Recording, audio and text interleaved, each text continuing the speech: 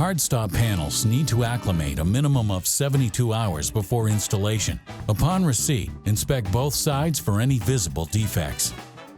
Store the panels indoors on a flat, dry surface in the area where they'll be installed. Never store panels directly on the floor or concrete. The conditions for acclimation and storage must be 65 to 75 degrees Fahrenheit and 35 to 50% humidity. The area must be environmentally controlled with the permanent HVAC system operational. HardStop panels should be applied to minimum level 3 finished, non-painted drywall.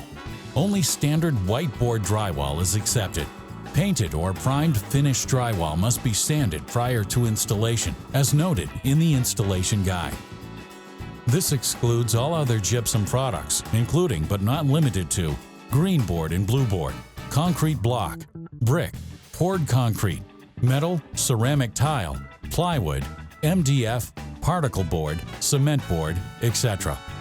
Installations are only approved if recommended application methods in the installation guide are followed. For more information, visit formicadocs.info or call 1-800-FORMICA.